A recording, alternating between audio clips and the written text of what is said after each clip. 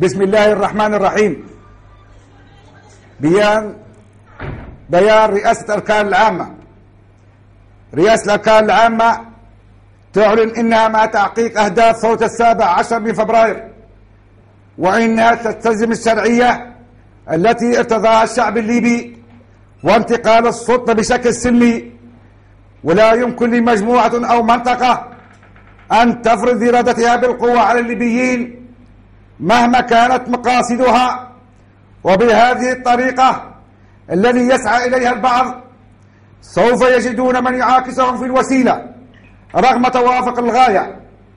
رئاسة الأركان العامة تستنكر بشدة أعمال الإرهاب التي تستهدف منتسبي الجيش والأجهزة الأمنية والقيادات السياسية والنشطاء السياسيين والإعلاميين، وتؤكد بأنها سوف تبني مؤسساتها وأجهزتها وتقوم باجتثاث الإرهاب من ليبيا. وإن الثوار الحقيقيين الذين يعملون لصالح الوطن وتحقيق إرادة الشعب الليبي في صف واحد مع بناء الجيش والمؤسسات الأمنية.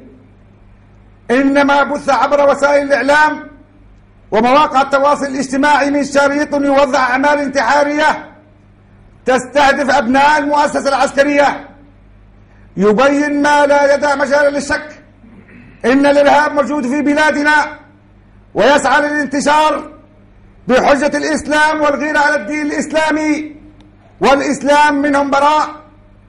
فنحن كلنا مسلمون من دين الوسطية والسماحة، دين السنة والجماعة.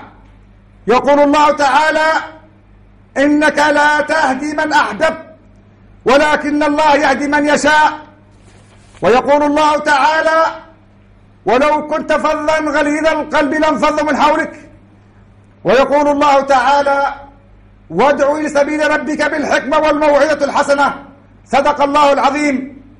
ويقول الرسول الكريم صلى الله عليه وسلم في خطبة الوداع: إن أموالكم ودماءكم وأعراضكم حرام عليكم كحرمة يومكم هذا في شهركم هذا في بلدكم هذا.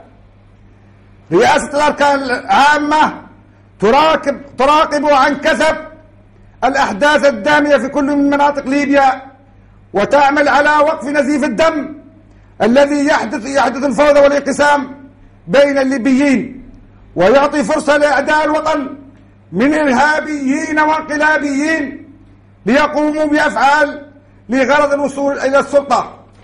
رئاسة الأركان العامة تخاطب الليبيين بأن من يستغل المطالب بالقضاء على الإرهاب لقتل المخالفين لهم ويلصقون بهم التهم ويسلطوا عليهم قنوات الفتنة لإزاحة الثوار والقيادات العسكرية الشريفة التي قرعت نظام الطاغية، وكان لهم الفضل بعد الله سبحانه وتعالى لإسقاط نظام المستبد.